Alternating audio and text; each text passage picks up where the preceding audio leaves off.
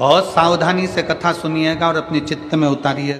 शिव महापुराण की कथा जिसके घर में चल रही है, जिसके टीवियों पर चल रही है, जिसके फेसबुक यूट्यूब पर चल रही है, जिसके मोबाइलों में चल रही है, घर में भले 5 मिनट शिव महापुराण की कथा चले, पर प्रतिदिन अपने मोबाइल को चालू कर 5 मिनट शिव पुराण चालू कर छोड़ दिया। घर में टीवियों पर अगर कथा आए तो भले सुनो चाहे नहीं सुनो, 5-10 मिनट उस टीवी को चालू कर छोड़ा करो, जिससे वो शिव महापुराण के शब्द हमारे घर के वातावरण को शुद्ध करें। भोजन, भजन, धन और नारी, ये 4 पर्दे में अच्छे लगते हैं। क्या क्या जम के बोलो। भोजन, भजन, धन और नारी, ये 4 पर्दे में अच्छे लगते हैं। भोजन करो तो पर्दे में बैठ कर करो, भोजन बनाओ तो पर्दे में बनाओ, और धन भी रखना है तो पर्दे में रखिए, तिजोरी में रखिए। और भजन करना है तो गौमुखी माला भी अपने गौमुखी के अंतर्गत होना चाहिए, भजन भी पर्दे में हो। और नारी भी जरा सा भोजन। वो दुर्योधन ने कहा शकुनी मामा से, मामा मेरे इतने भाई मर रहे हैं और 5 पांडव नहीं मर रहे, अगर इनको मारना चाहे तो भीष्म पितामह 2 क्षण में मार दे। आखिर ये भीष्म पितामह को क्रोध क्यों नहीं आ रहा, इनको गुस्सा क्यों नहीं आ रहा? तो कहा इनको गुस्सा ना आने का कारण केवल इतना है क्योंकि भीष्म पितामह जब भोजन करने जाते हैं तो भोजन जो भीष्म पितामह करते हैं वो पर्दे में करते हैं। अगर भीष्म पितामह के भोजन पर चंडाल की दृष्टि पड़ जाए तो भीष्म पितामह को क्रोध आ जाए। तो मामा ये बताओ कि उस भीष्म पितामह के भोजन पर चंडाल की दृष्टि पड़ना है तो भीष्म पितामह तो एकांत में भोजन करते हैं, पर्दे में भोजन करते हैं, फिर मैं चंडाल कैसे भेजूं? इतने में शकुनी मामा ने कहा, भांजे तू चंडाल से कम है क्या? तेरी दृष्टि दे, तो तेरी दृष्टि दे। और जैसे दुर्योधन ने कहा मामा तुम मुझे चंडाल कह रहे हो, नहीं कह नहीं रहा, मैं तो प्रैक्टिकल करने की बात कर रहा हूं, प्रैक्टिकल करके देख ले। और जैसे ही दुर्योधन ने भीष्म पितामह के भोजन पर अपनी दृष्टि दी और आज भीष्म पितामह ने संकल्प ले लिया कि कल का सूर्यास्त होते हुए अर्जुन नहीं देख पाएगा, मात्र भोजन करा और बुद्धि बिगड़ गई। ये भोजन का असर है।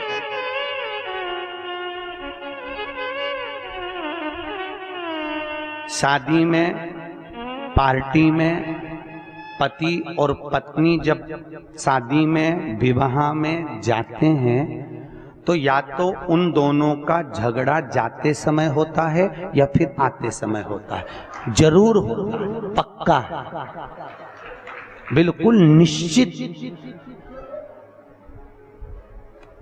अगर अभी जाते समय अच्छे से जा रहे हैं दोनों स्माइल देते हुए, तो जब गाड़ी पे आएंगे तो वो आगे चलाता रहेगा और ये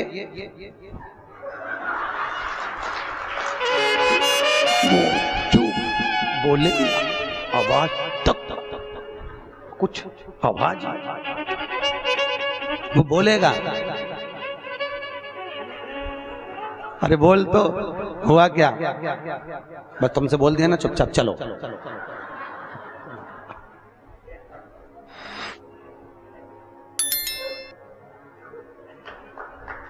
चलो चुपचाप। क्यों?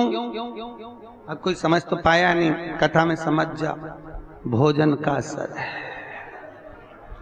जैसा खाया अन्न वैसा हो गया मन। हमारे अग्रवाल जी द्वारा रोज कथा के बाद में प्रतिदिन शाम को भंडारा प्रसादी रखी जाती है। क्यों?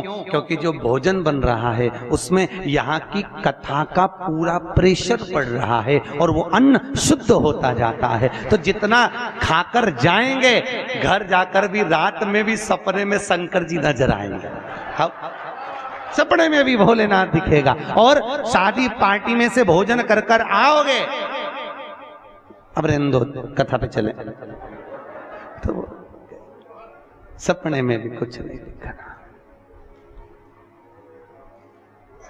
भोजन का जैसा खाया अन्न वैसा हो गया मन। भोजन का बड़ा असर पड़ता। जैसा पिया पानी वैसी हो गई पानी, और जैसा पिया दूध वैसा बन गया बुद्ध। बुद्धि गाय से बनती है? दूध से। गौ माता का दूध पियोगे तो गाय जैसे निर्मल हो जाओगे, थैली का पियोगे तो थैली, डब्बा पियोगे तो डब्बा। तुम जैसा दुग्ध का पान कर रहे हो वैसी अपनी प्रवृत्ति बन रही है।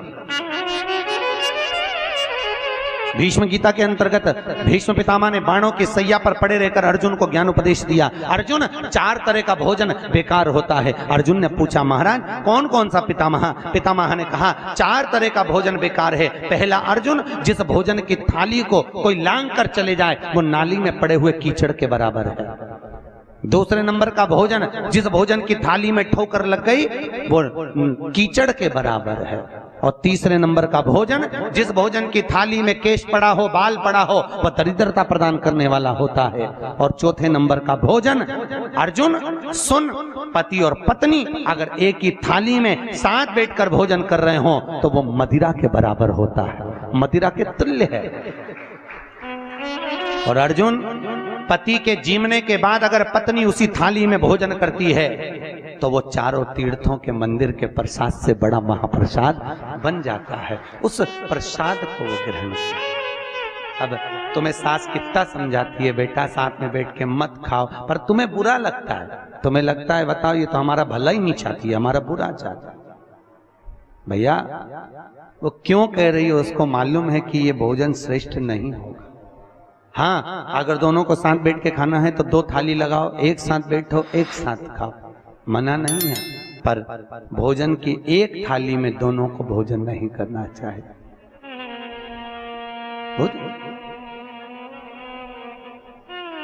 भाई, हमारी प्रवृत्ति, हमारी वृत्ति,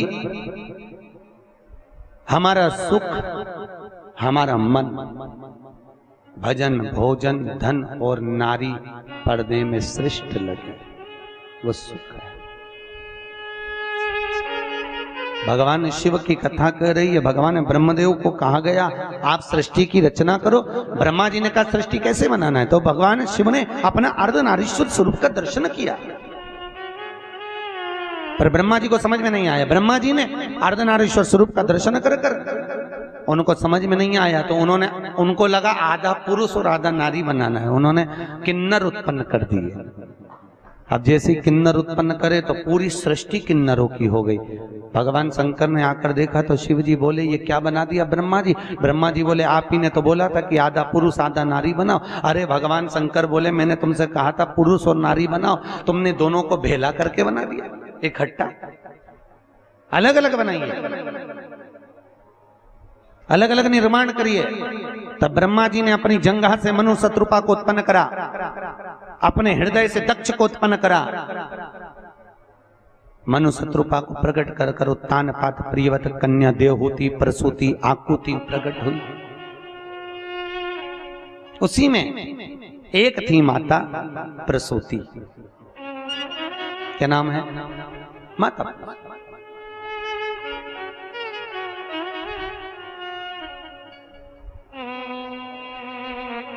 माता प्रसूति का प्रागट्य।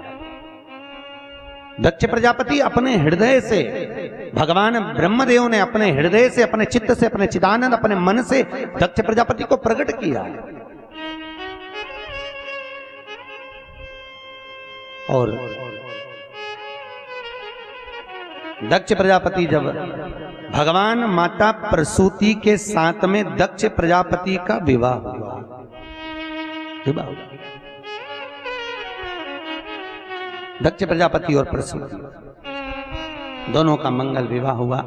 समय आया, इनके गर्भ से, माता प्रसूति के गर्भ से जितनी जितनी संतान होती थी, माता प्रसूति के गर्भ से जितने बच्चे होते थे, सबको नारद जी महाराज ले जाकर सत्कर्म में लगा देते थे, भजन में लगा देते। अच्छा ईमानदारी से बोलो, आजकल की माताओं को बच्चे अगर कहीं सुंदरकांड के पाठ में जा रहे हैं, कहीं रामचरितमानस में जा रहे हैं, कहीं शिव महापुराण की कथा में जा रहे हैं, कहीं भजन में जा रहे हैं, तो माताओं को वो भी नहीं सुहाता। एक बहू को कहा पति ने, सुन आज हमारे दोस्त के यहाँ सुंदरकांड का पाठ है, चलेंगे। पत्नी बोलने लगी एक काम करो तुम ही चले जाना। पति ने थोड़ी देर बाद आकर बोला सुन आज हमारे एक दूसरे दोस्त के यहाँ पर पार्टी है, तो क्या मैं 4 बजे तैयार हो जाऊंगा। कितना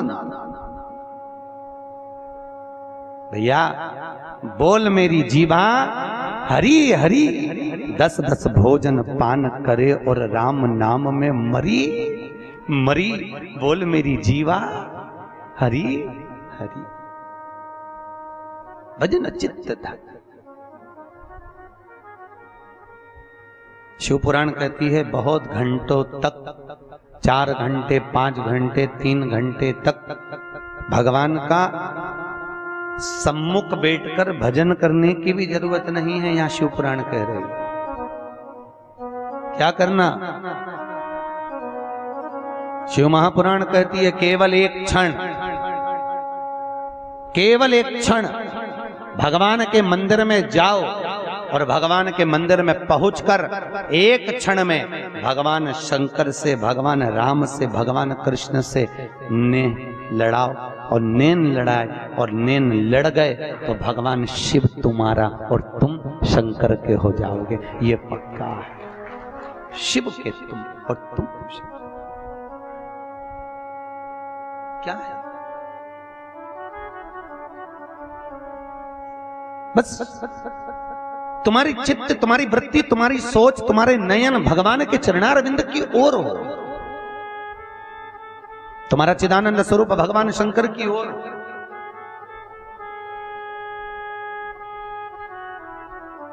कहां मिलते हैं भगवान? बोले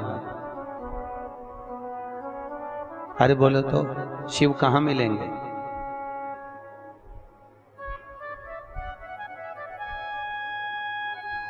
किस जगह पर प्राप्त होंगे?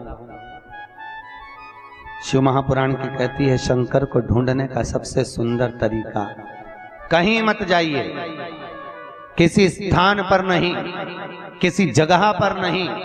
अगर शंकर को ढूंढना है अपने ही घर में, जिस देवालय में आप पूजन करते हो वहां एक छोटा सा लिंग जो रखा हुआ है, वो लिंग में ही शंकर की प्राप्ति होगी। उस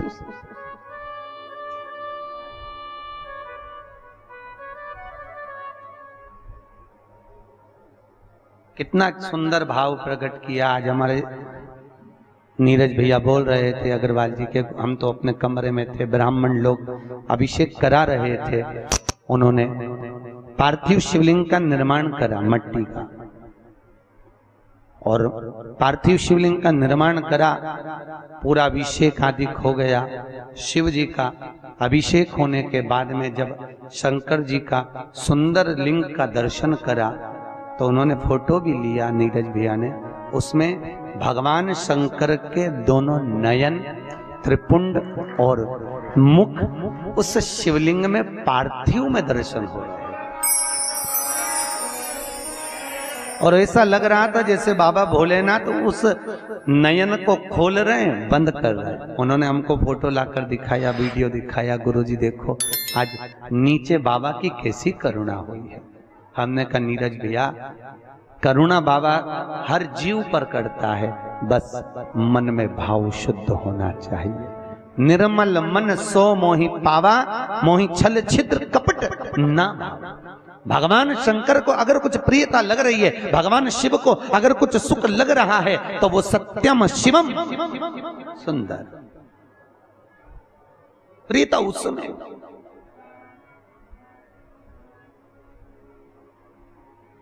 लोग मंदिर रोज जाते हैं? अरे बोलो तो सर, रोज। पर एक मन में कभी विचार आपके आया? एक पत्थर का टुकड़ा मंदिर के अंदर गया, एक पत्थर की मूर्ति मंदिर के अंदर गई, एक पत्थर की शिला मंदिर के अंदर गई, एक पत्थर की मूर्त मंदिर के अंदर गई, एक पत्थर का टुकड़ा मंदिर में गया और वो भगवान बन गया। और इंसान कई सालों से मंदिर जा रहा है तो भी वो सही इंसानी नहीं बन पाया है। भगवान को बनने की बात ही दूसरी है, भगवान बनने की बात बहुत दूसरी है। पत्थर बदल गया, मंदिर में जाकर भगवान बन गया। और इंसान मंदिर जाकर भी ये सफाई नहीं हुई, ये ऐसा हो गया, वो पानी डुल गया, वो ऐसा हो गया। मंदिर में जाकर भी हम केवल त्रुटियां छाट रहे हैं। मंदिर में जाकर केवल पूरे मंदिर में हमने जाकर केवल एक त्रुटियों को छाटा है। ये कैसा हो गया, ये कैसा। भैया मंदिर में जाओ, कुछ ना ढूंढिए, मंदिर में जाकर केवल शिव को ढूंढिए।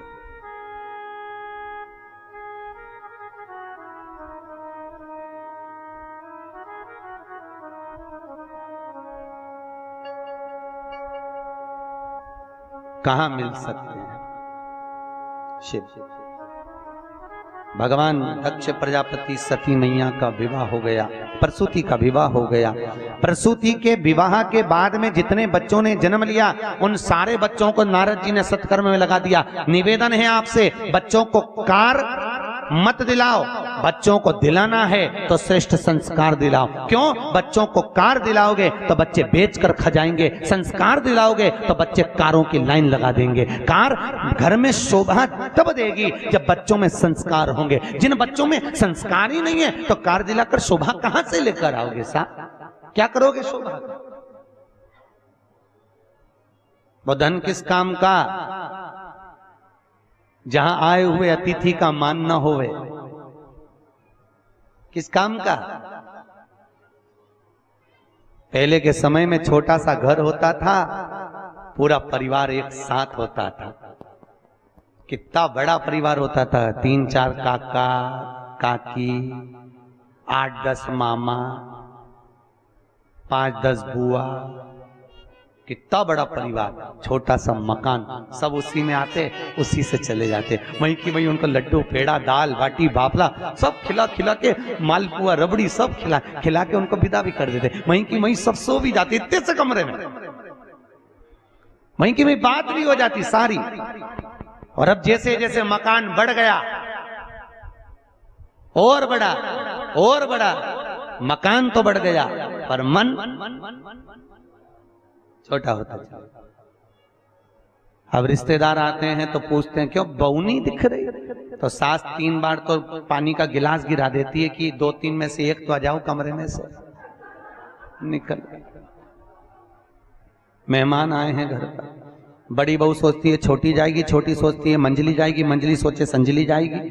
बेचारी सास अकेली चौका में गई रसोई घर में, पानी भर के लियाई और मेहमान को पिला दिया। फिर पूछा बहुएं नहीं दिख रही? आती होगी, अब भी बस बच्चों को पढ़ा रही होगी, उसको क्या मालूम, सास को सब मालूम है कि कमरा में सो रही है।